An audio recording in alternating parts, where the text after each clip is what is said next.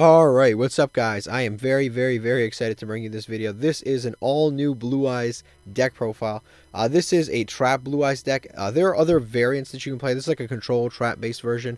I also have like a Danger Blue Eyes OTK deck available. Like there's a lot of different cool things that you can do. You can play a combo deck for sure, a combo Blue Eyes deck. Yeah, but there's a ton of different things that you can do. You can always play Chaos Max also. But yeah, there's some new support that actually came out. We have Jet Dragon. We have Ultimate Fusion, which is the Blue Eyes fusion spell. Jet Dragon is basically a recurable card that comes back every single turn. It bounces a card. It prevents your cards from being destroyed, which is really important in the trap-based version. Just because you slow down the game, and then you can basically keep bringing this thing back for free every single turn.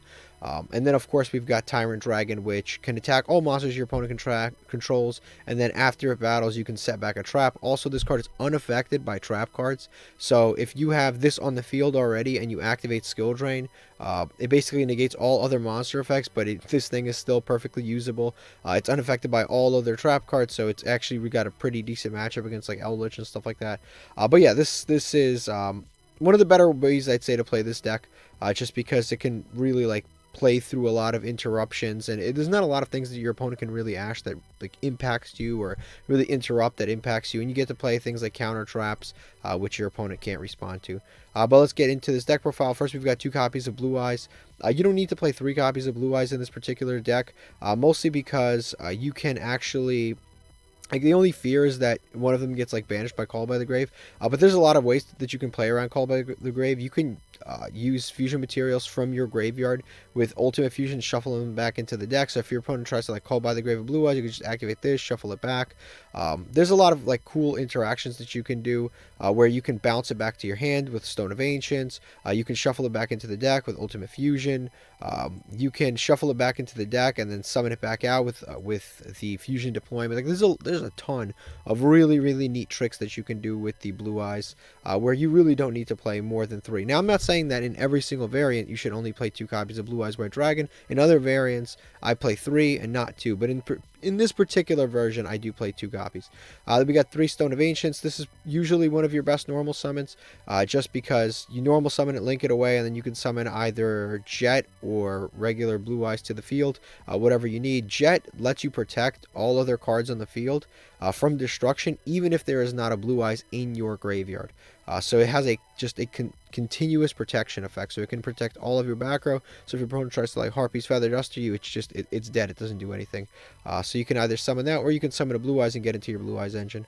Then we've got the Dragoonity Remus. This card is your way of getting to Ravine. I generally playing 2 Ravine and 1 copy of Remus is almost always the better way to do it, just because sometimes, yeah, generally speaking, it's a better way to do it, because you could just like, if you open a Remus and like if you open Remus and a handful of monsters, you can just activate Remus, add this, discard, and you can do a variety of tricks. Or you can just activate Ravine to discard a stone to search Remus, then activate Remus to search another Ravine to discard another stone. So if you have like a very hand-heavy, a very monster-heavy hand, you could basically do a variety of like alternative plays.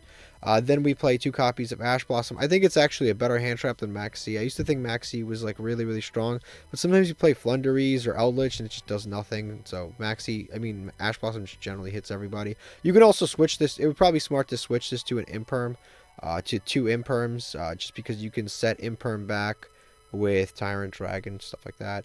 Ecclesia, we play a very small Dogmatica engine. It's Ecclesia and Nadir Servant. They're both very strong.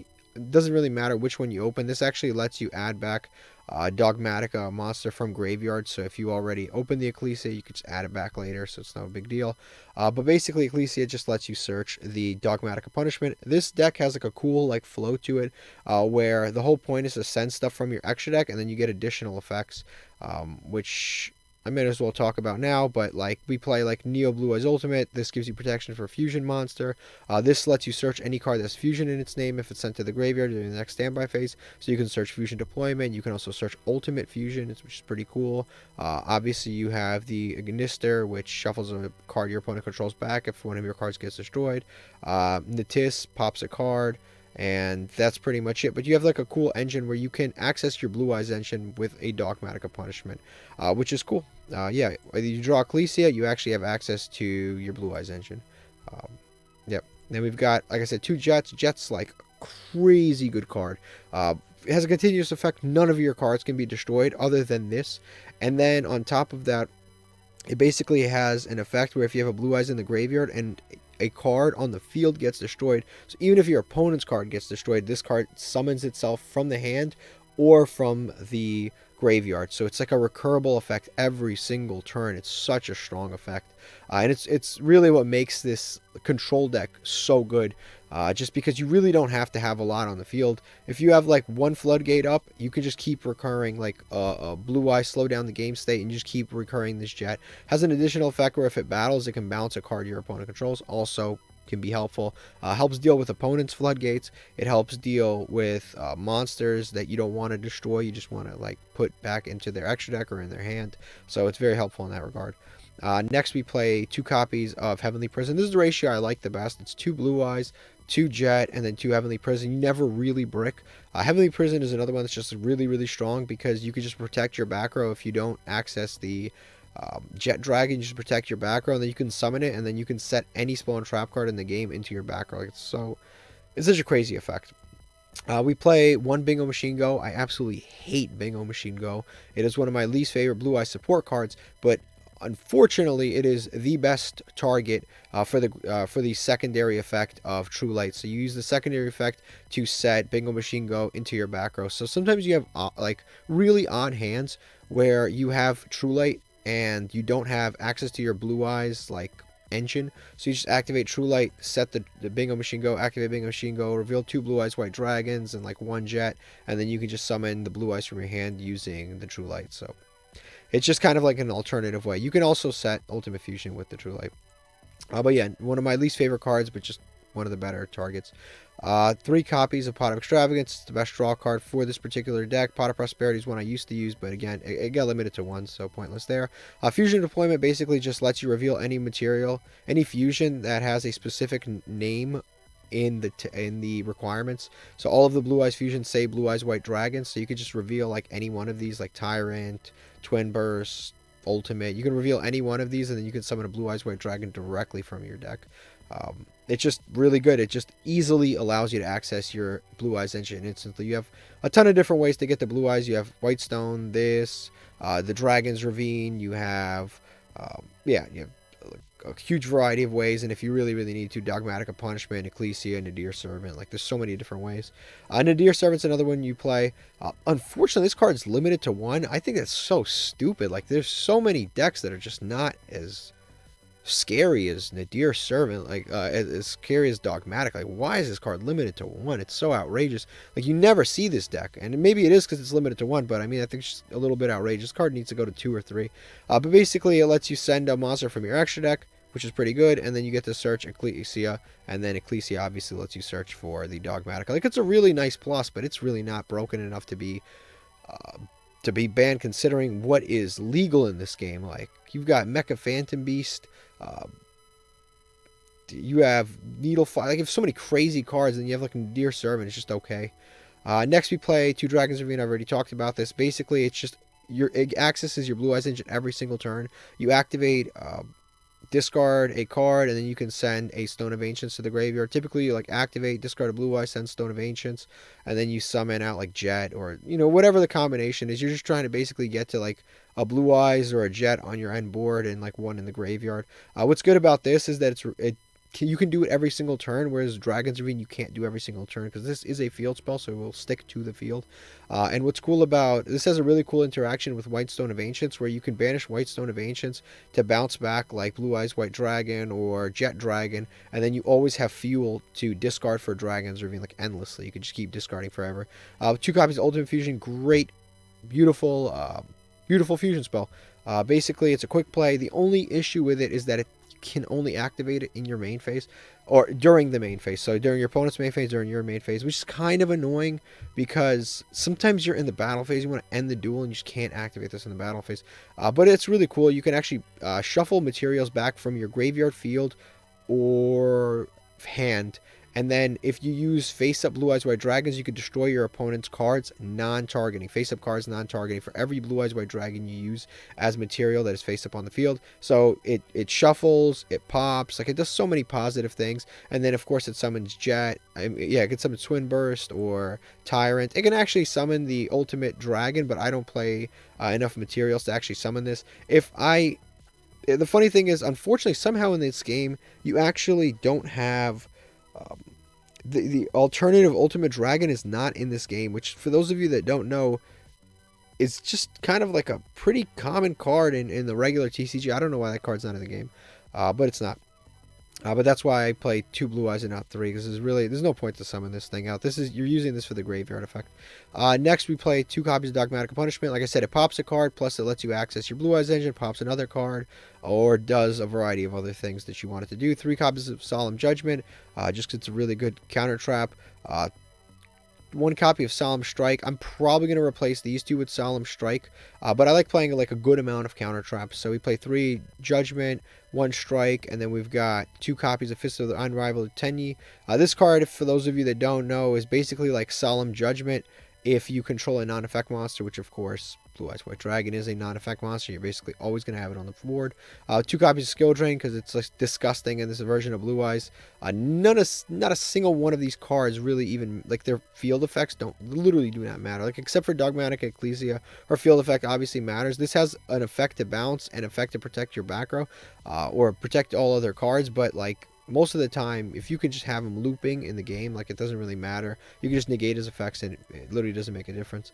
Because the graveyard effects will all still activate. 3 copies of Goals in Match, probably one of the strongest floodgates in the game, particularly just because there are so many different attribute decks. So many decks that play 2 different attributes. Very good against Sword Soul Tenyi. Very good against any deck that like makes Crystron and Heckle-Fibrax. You just wait for them to make it, you activate this, they're not summoning a Water Tuner, they're usually trying to summon the Deskbot or the Mecha Phantom Beast, and Mecha Phantom Beast is a wind, the Deskbot is, off the top of my head, probably like an earth or a light, and Crystron is a water, so you just like kill so many different meta decks by using this card. This card, True Light, is like one of the real like cores of the deck. It's basically what it does. If this card goes to the graveyard, it destroys all cards you control, all monsters you control, which isn't like the end of the world at all, because like I said, it's a control deck. You're going to get the monsters back anyway. And then it has an effect where you can special summon a Blue Eyes. It's continuous. You can summon a Blue Eyes every single turn from your hand to graveyard. This helps you again play around Call by the Grave the same way that this allows you to play around Call by the Grave, because if your opponent like tries to Call by the Grave a Blue Eyes, you just chain this, summon a Blue Eyes from your graveyard, and now they can't Call by the Grave anything. And then also has another effect that I've talked about earlier, which is you can set a spell trap card that lists Blue Eyes White Dragon and its text directly into your back row. So either the Ultimate Fusion or the Bingo Machine Go, you can have access to either of them. Next, we've got some extra deck cards. We've got 2 copies of Elder Entity Natis. Like sometimes it really doesn't matter like what gets banished off of Pot of Extravagance, because you'll always have something to fuse into. You'll have always something to send off of the Nadir or the Dogmatic Punishment. This is not the end of the world, but yeah, we play 2 copies of Elder Entity Natis, 1 copy of Chimera Fleege. I'd probably have more if they weren't URs. 2 Tyrant Dragons, really good card. Like I said, attacks all monsters your opponent controls, does a whole bunch of resets trap cards, and this is obviously a trap deck. Twin Burst, Blue Eyes Ultimate. We've got Neo Blue Eyes. We're playing this for the graveyard effect, and it can pop a really big monster with the Dogmatic Punishment because it's 4,500 attack, so it can pop virtually any monster. And then it has a graveyard effect where if a Blue Eyes monster you control is targeted, you can banish this from your graveyard and negate that activation and destroy it. So if they target Jet or Blue Eyes on the field, you could just banish this and destroy it. It's like additional protection. Most people don't read it. They don't know what's going on. They just think you used it for like Nadir Servant to pop something, but in reality you're getting an additional protection effect. Yeah, everybody knows what this guy does. Shuffles. And then we've got the small package of Sprite and Azure. We've got Link Karibo, All Mirage, Heavenly Prison, which is actually really important because it basically summons a Blue Eyes from the deck, even if it has 0 attack or whatever. It doesn't matter how it comes out. You can summon any of the little monsters, and you can bounce your opponent's stuff. And then we've got Line of the Light Charmer. available. You should probably... There's really nothing I would like majorly change about this deck. Maybe replace this for Solemn Strike instead of the Fist of the Unrivaled with 10 use. Probably the only like change that I would really make to this deck. But let's go into a gameplay so I can actually show you how the deck operates. Alright, so here we open up, like, I'd say play pretty, like, standard, decent hand. It's not a great hand by any means. Our opponent is, of course, playing, like, super duper meta. They're playing the Adventure package, which means we're going to be at least contending with a negate for sure, in addition to probably knowing this situation probably going to be, like, a Phoenix Enforcer, whatever their own, like, metagame strategy would be. Now my opponent's actually playing against... they're actually playing Thunder Dragon, which you would never know, but they've squeezed so many different meta engines into their deck that they didn't even open like any of their really, really important cards. So yes, they're going to make the Destroy Phoenix Enforcer. They've got the Wandering Griffin Rider. This card's really annoying to deal with. Obviously, Wandering Griffin Rider is really annoying to deal with.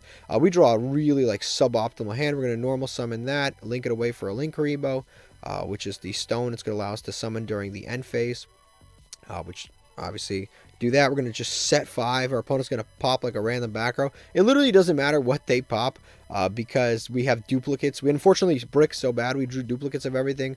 We're going to activate the stone in the end phase. They're going to Griffin Rider, which is fine with me because we have goals in match face down. I'm going to lock them into earths right here.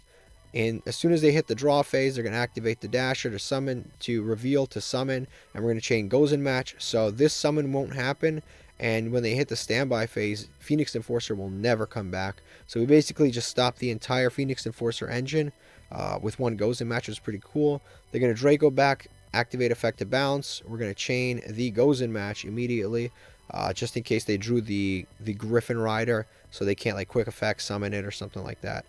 So we're going to chain that. They're obviously going to use the Water Enchantress, and this is kind of the point, is you slow the game down so that you can actually play like a Blue Eyes deck, because unfortunately Blue Eyes is it's a bricky, slow deck. So this is kind of like the tricks that you have to do in order to play it effectively. We're going to activate the effect of Dogmatic Punishment, target the token, pop the token, and then we sent the Chimera Flesia to the graveyard, which this is the Chimera Flesia. We're going to activate it in the standby phase. Add the fusion deployment. Now we're going to activate it to search, to reveal whatever we need to summon a Blue Eyes White Dragon directly from our deck. Which again, like, it's kind of crazy that we used a random like throwaway trap card to access our Blue Eyes engine. And now we're kind of in the game. We have everything we need to start looping. We have some really, really strong floodgates available to us. We have goes in, another goes in, and we have skill drain. So we can play whatever we need to. Our opponent's going to summon Thunder Dragon Colossus. At this point, I'm just going to allow them to go off until they have like an on-field effect that actually matters. So we're just going to continue to kind of go into this, which is kind of, it's kind of wild that our opponent had, they had the Adventure package, then they had the Phoenix Enforcer package, and now they have like an entire Thunder Dragon package. We're going to activate the Ultimate Fusion here to summon out the Tyrant Dragon. We're going to activate the effect of the Ultimate Fusion to pop the Colossus, and then our opponent's just going to pass because they can't get over this. Now the reason that I did that was because our opponent had the Matrix added back to hand, so they could just increase this by 500 attack, and then they can just attack over the Blue Eyes White Dragon that we had, and our opponent actually tried to end their main phase, so that's why I actually did go into this monster, because they would have just attacked over the Blue Eyes and then we would have had nothing on the board, unfortunately. So that was my executive decision there. We're going to flip the skill drain, which again, Tyrant Dragon is not unaffected, which is unaffected by skill drain. So our opponent just scoops here, but this would have been kind of like a crazy situation. Yeah, that's it. That's basically how you play this deck. It's a very slow grind, but you can basically beat any meta deck with it as long as you play it correctly. La, la, la, la, la, la, la, la, la.